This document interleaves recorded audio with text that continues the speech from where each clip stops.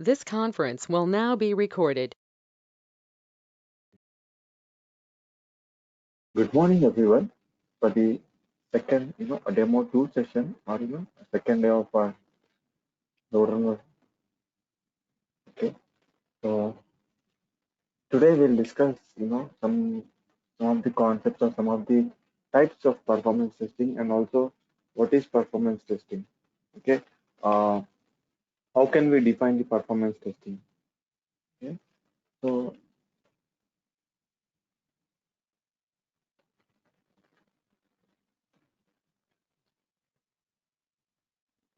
let's assume uh, there is an application. Okay. For example, a bank website.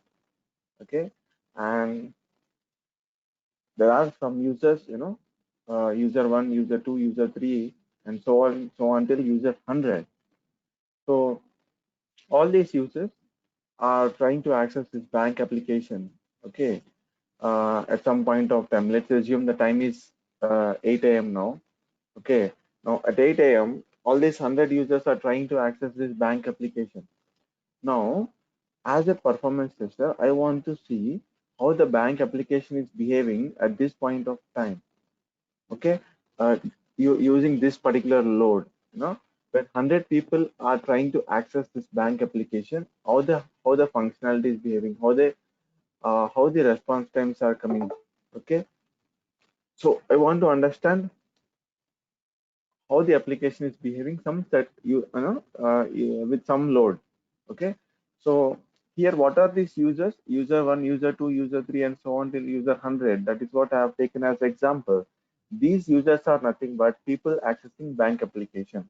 Okay, and all these users, they simultaneously log in, right? They simultaneously log in to to work on different functionality. And all these users who logged in simultaneously are called concurrent users. Are called concurrent users.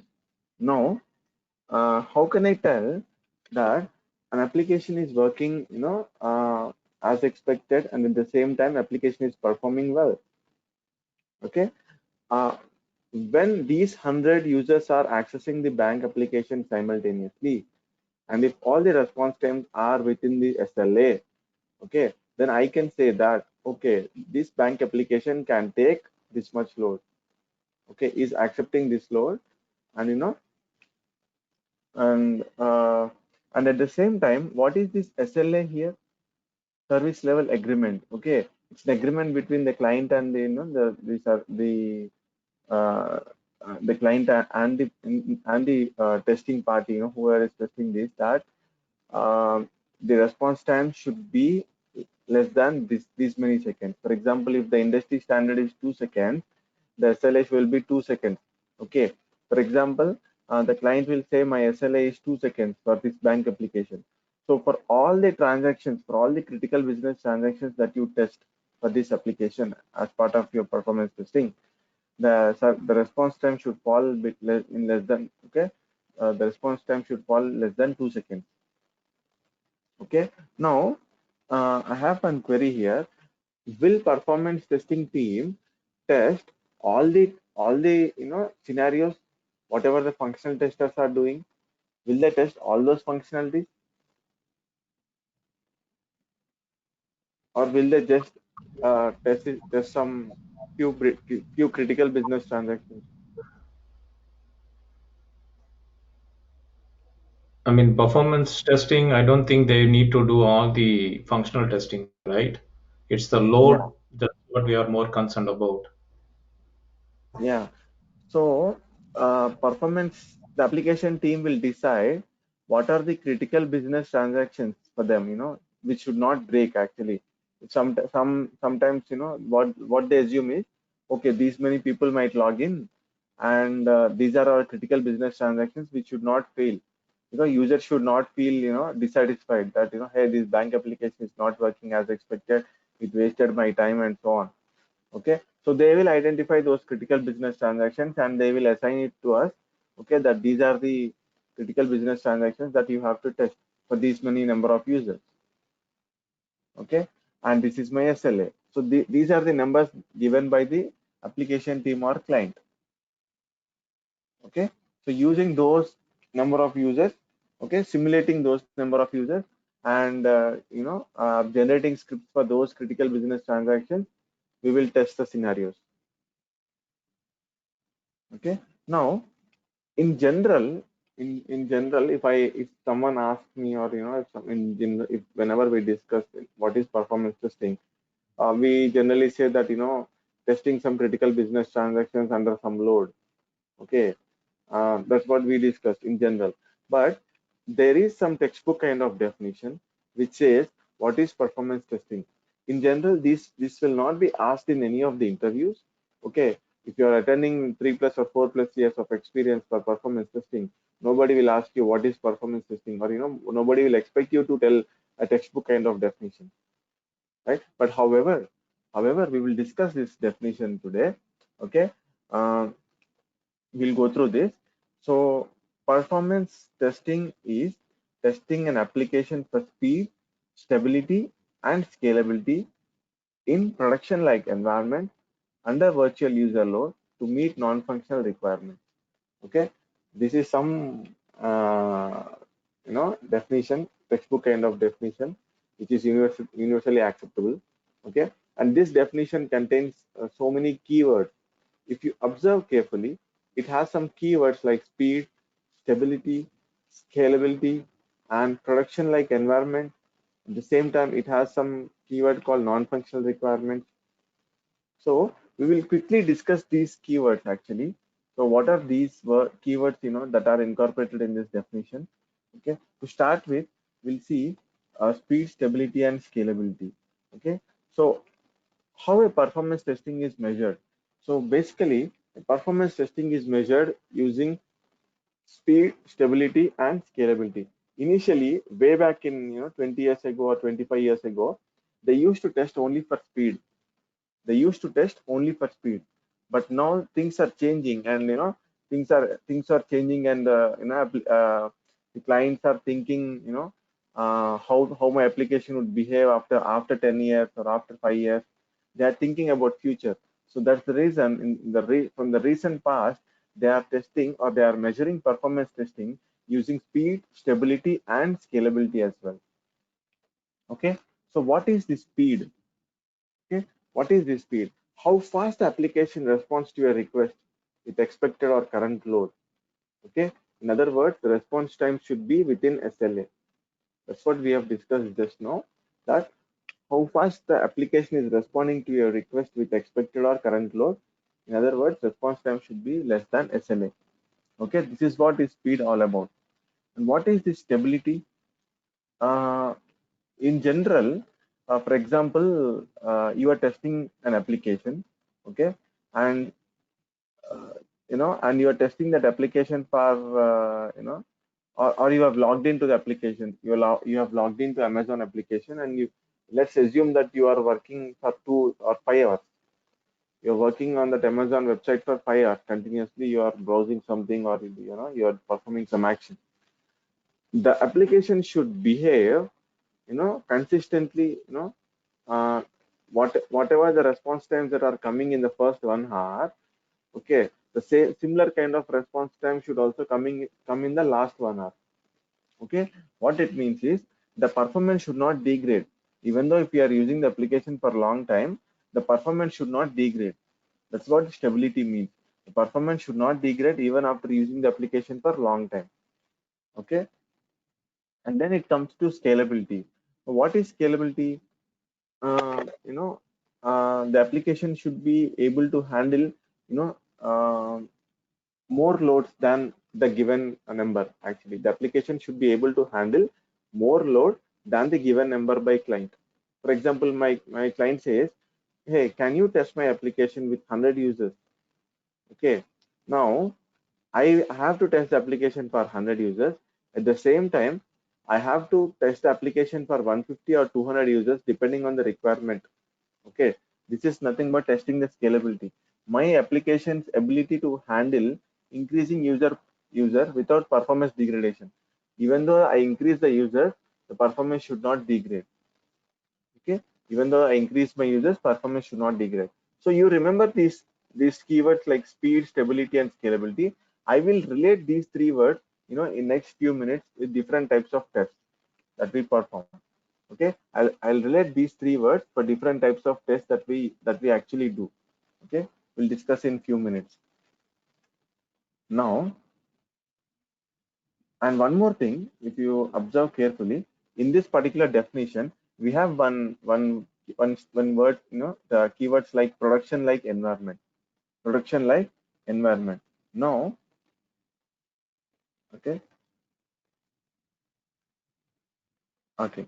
So if you observe this screen carefully, the first, the first diagram, or it's depicting the production environment. Okay, now my production environment is having a client, a web server, a load balancer, and two app servers and one DB server. Let's assume this is the production environment.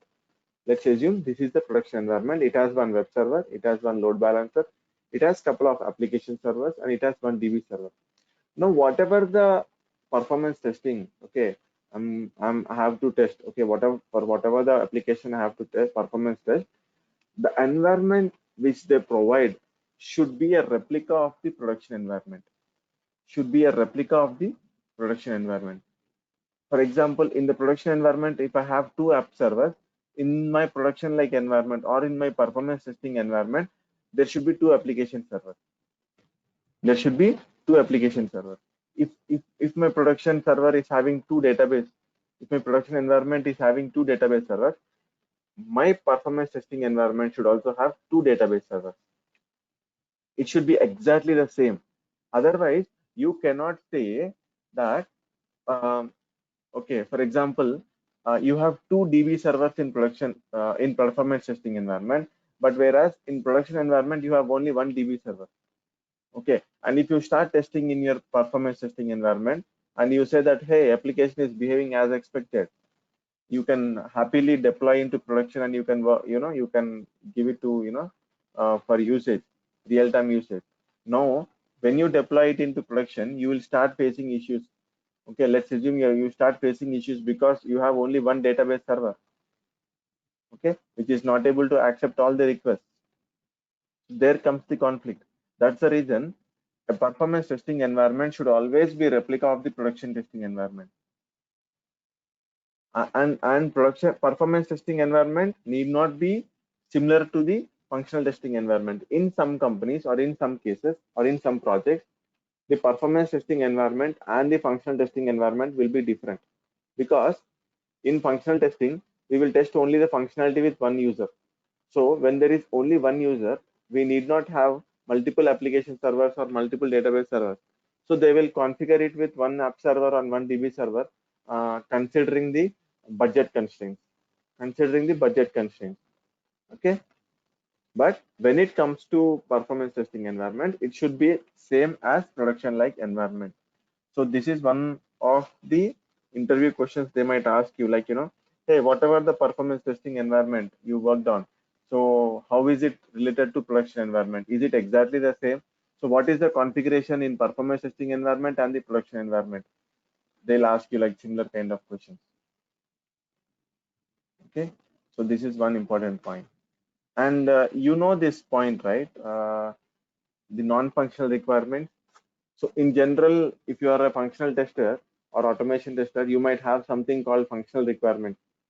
You'll have a requirement document, functional requirement document as well, where you have all the specs for all the functional requirements that you have to test.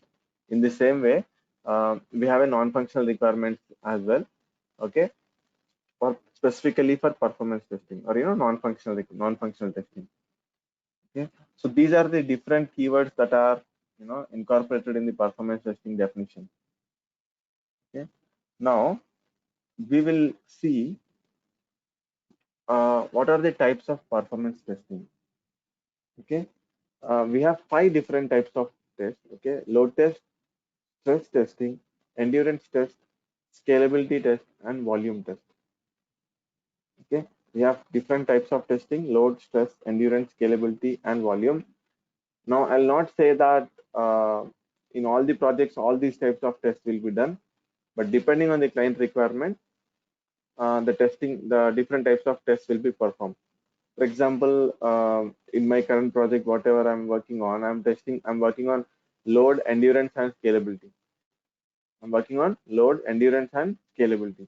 That's how it is. Depending on the requirement, they choose the different types of tests. Okay. Now we'll see what each type, what each type of testing means. Okay. To start with, load test. Now, in the a few minutes ago, we were discussing about one bank application, and I was telling that 100 users simultaneously accessing the application, and I'm checking whether the response times are coming as per the SLA or not, or something like that. Okay.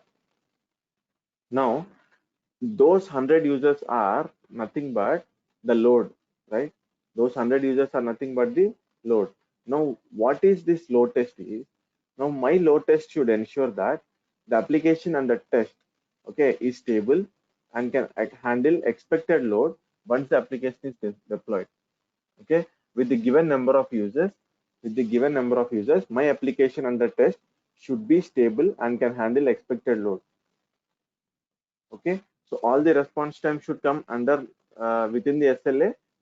Okay, and we have to test the given number of load. What is the given number of load in a number of users given by client? Now here I will say the load test ensures that the application and the test is stable and can handle expected load once the application is deployed. Now assume expected load is 500 users. Okay, and for these 500 users your application should behave, okay, as expected. The response time should fall within SLA. Okay, and application should be stable. The application should respond fast. How fast the application is responding? Okay, so previously just few minutes ago we were discussing about speed, right? That speed keyword we can relate it to load test. How fast the application is responding, that speed keyword we can relate it to this load test. How fast the application is responding. Okay, now who will give this 500 users load? Now why I have to test, I have got a requirement to test the application. Now someone told me that I have to test the application with 500 users. Now who is giving me this number 500 users? Can anyone tell me who is giving this 500 number?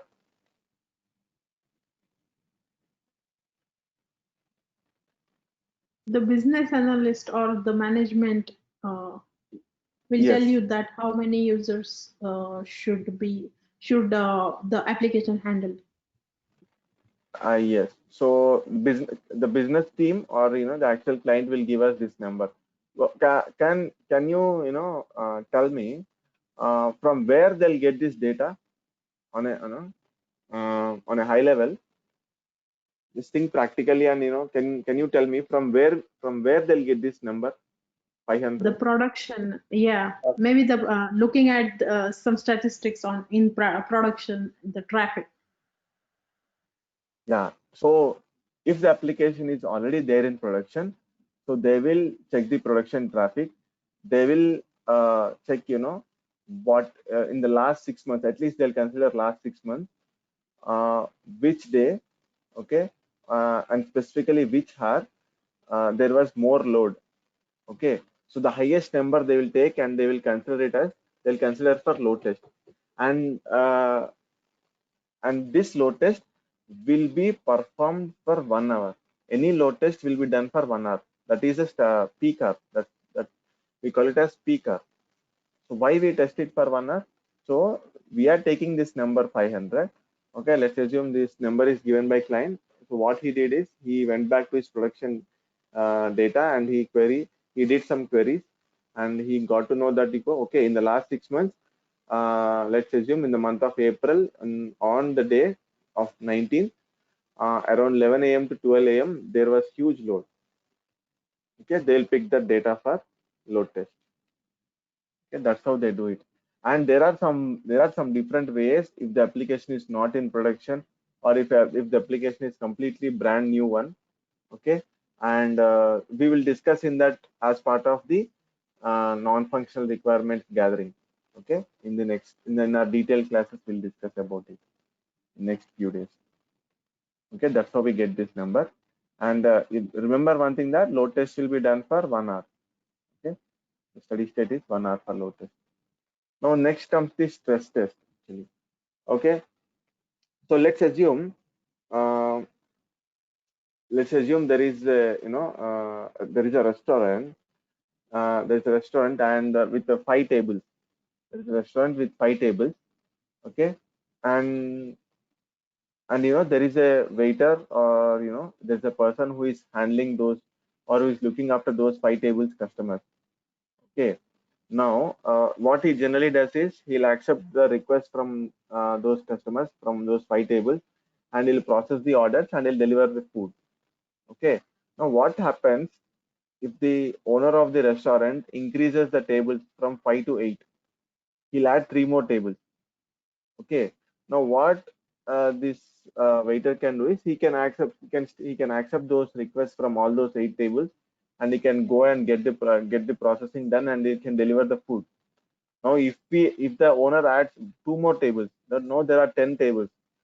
Now still the waiter could handle those, or still he could take the orders from those 10 tables.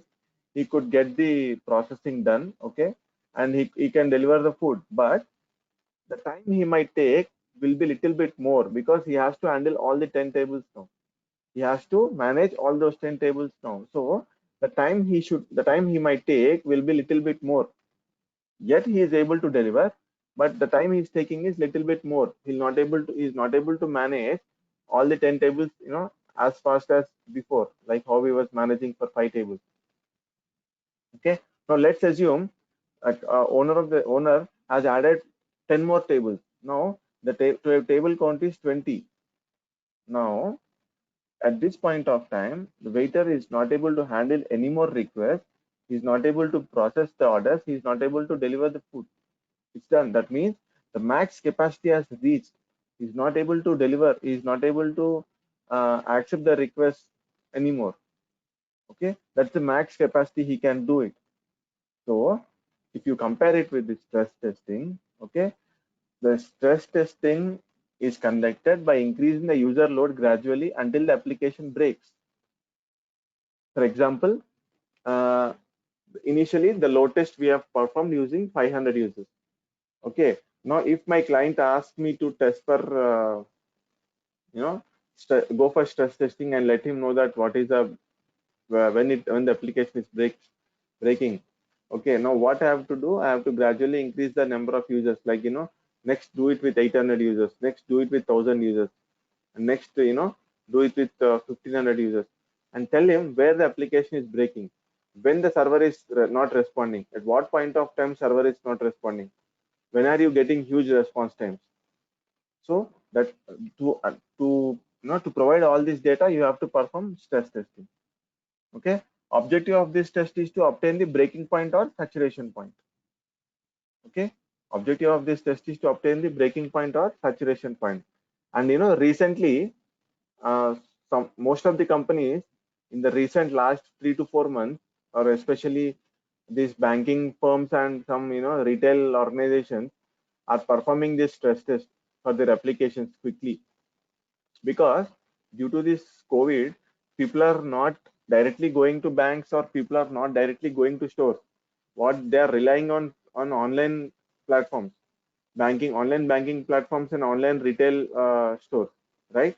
So what is the sudden unexpected requirement for any performance testing teams is they have to test their application for a breakpoint test. Okay, now what they are asking is, hey, my requirement, people are accessing my application, more people are accessing my application, so quickly I want to know what is the max number it can handle. So the requirements are like this in the recent past, the last 4 to 6 months. Okay, and they want to know the breaking point, how many users it can support, and based on that they want to increase their hardware or infrastructure. So previously, if there were 2 app servers, they want to add 1 more app server, and they want to increase the memory. Previously it was 8 GB, now they want to increase it to 16 GB, because the requirement is huge now. So the objective of any stress test is to obtain the breaking point or saturation point. Okay, now once it achieves that breaking point, we can see a noticeable increase in error, and also big increase in response time. Okay, that's how it is. Now, next is the endurance test, and in some projects they call it as soak test, or some people say it has duration test as well. Okay. Now, why we do this endurance or soak or duration test is when we want to test the application for stability. Okay, this is nothing but the endurance test or the soak test or duration test.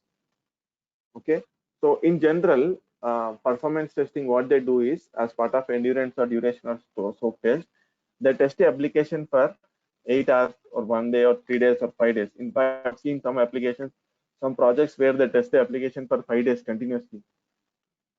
They monitor the results continuously for 5 days. Okay, so minimum duration test is 8 hours. So in some projects they do it for 3 to 5 hours also, but most of the times they do it for minimum of 8 hours. So what is the objective of this test is that the response time should be constant throughout the test. Okay, if I'm running a test for 8 hours, whatever the response times I'm getting in the first 1 hour, the similar kind of response time I should get in the last 1 hour as well. Okay, so the main idea or the main thing is that the response application should behave constantly, consistently, and we should also identify some issues called memory leaks here. I don't know how many of you know the concept of memory leaks. And does anyone of you know the concept of memory leaks? What does it mean exactly?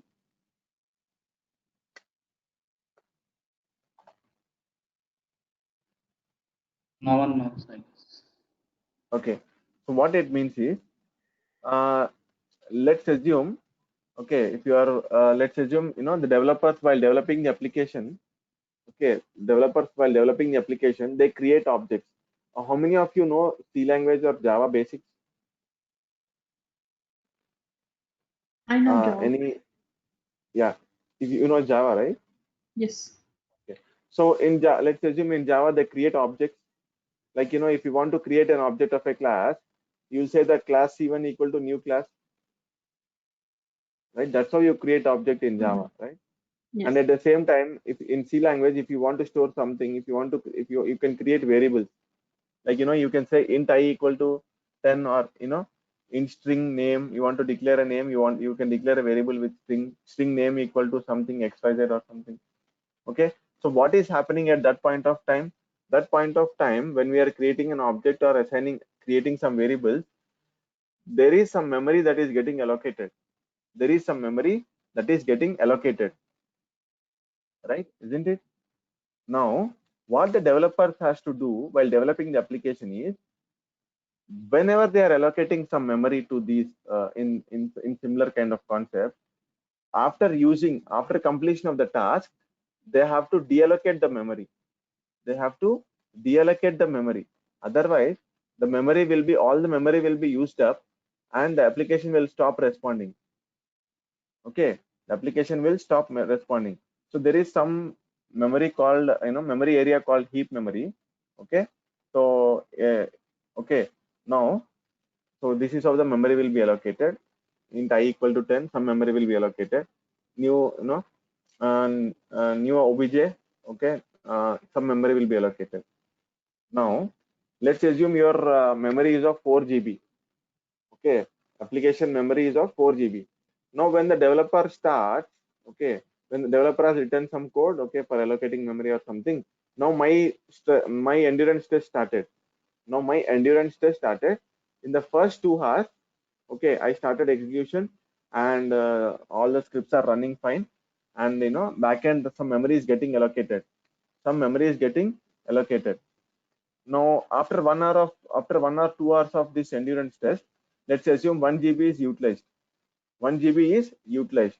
Now, what is the remaining? 3 GB is there. Okay. Now, let's assume after 2 hours, again 1 GB is utilized. Okay. Now we have only 2 GB. Now again after 2 hours, 1 more GB is utilized. Okay. Now we have only 1 GB. Now after 8 hours, there is no GB, no memory left. At this point of time, you'll start seeing errors.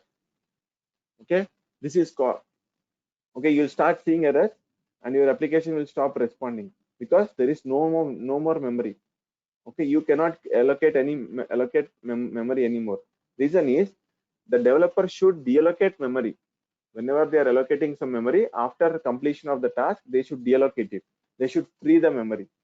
Okay, the concept of allocating the memory and deallocating the memory, is very important. If the developer while writing the code is creating some memory and if it's not deallocating properly, then this memory leaks will happen. Okay, and that should also be caught as part of performance testing only. That should also be caught as part of performance testing only. Okay, so you will get this while testing, in real-time projects. You'll get to know all these things. If you work on multiple projects, at some point of time you'll face this issue, and then you'll say, hey, you are not deallocating this properly, so can you look into your code again? That's how you can tell. Okay, so this endurance test or duration test, we will do it for 8 hours, minimum of 8 hours. So the response time should be constant throughout the test. And the main criteria is to identify the bottlenecks like memory leaks, etc. Okay, this is all about endurance test. Okay, so if you see the last line which I have mentioned here, to avoid this memory leaks issue, they deallocate it after usage. In Java, they do something called garbage collection. Okay, in Java, they'll do something called garbage collection, which will happen automatically. Okay, but in C language, like traditional C language, we have to manually deallocate it by using some methods called free. Okay, by using some methods called free or something. Okay. Now next is a scalability test. Now this is testing the application for future load. For example, today my max load is 100 users. Okay, my max load is 100 users. Like I said, during this COVID situation, the number of people accessing bank applications and retail e-commerce applications are huge. Okay, so suddenly there is a spike in number of users, right? Suddenly there is increase in number of users, right? Okay, so now what the client will generally do is, okay, today you test my max number of users is 100, but after 6 months or in next 1 year, I'm assuming that my number of users accessing my application is doubled. Okay, now he'll say today my application is being accessed by 500 people. Next 1 year, I'm assuming that the number of people accessing my application would be doubled. That means 1,000 people might access the application. Okay, so if you see testing the application of future load, test is performed using the user load considering the growth of application under test down the years. So if your load test is done for 100 users, you can do a scalability test with 150 or 200 users depending on the requirement. If your client says my number of users will be doubled in next 1 year, so what you have to do? You have to test with 200% load. For example, if the load test is done with 100 users, you have to test the scalability test with 200 users. Okay, that's what you have to do. Anticipating future load and testing those number of users now itself. That's all about scalability test. See, if you see the current expected load is 500 users, assuming 50% growth in next year. So test will be done using 750 users now. 500 users, load test will be done. At the same time, scalability test will be done with 750 users. That's how it is. And the last test is the volume test. Okay. Now this is exactly similar to a load test. Okay, exactly similar to a load test, but only change is wantedly they will populate or they will add huge data into database. They will add huge data into database. For example, in currently there are 1 lakh records. Currently there are 1 lakh records in the database. Now what they are assuming is in the next 2 years, people start using my application. Okay, for the next 2 years, people use my application and number of records that will get added into database will increase. Okay, when we start doing some action or performing some action into one of the applications, we'll keep on adding records or there will be more data recorded into database, right? So what they are assuming is in next 2 years, there will be 4 lakh records. There will be 4 lakh records to my database. Currently it is 1 lakh. In next 2 years, there will be 4 lakh records into my, it will be added into my database. That's what they're assuming. So now what they'll do as part of volume test is, now only using some utilities, okay, using some utilities, they will insert those 4 lakh records into database. They will insert those 4 lakh records into database, and they will see how the application is behaving, okay. So that's what it is. Now it will be same as load test, except that huge data populated in the database. Purpose of this test is to check if there is any change in response time with increase in database volumes. Okay, so currently there are 1 lakh records in DB. Assuming that after 1 year there would be 4 lakh records, so the test would be currently done with 4 lakh records data in database. Wantedly they will insert the data using some utilities. Okay, now you might ask me how will they insert 3 lakh data, sir? No, they will use some utilities to insert some data. Okay, and then they'll go for a test, and they'll see, they'll have some queries, right? So they'll see how these queries are performing.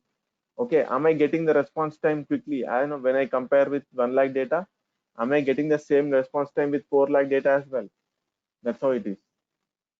So these are all the different types of tests. These are the different types of tests that we perform in our day-to-day activities of performance testing role.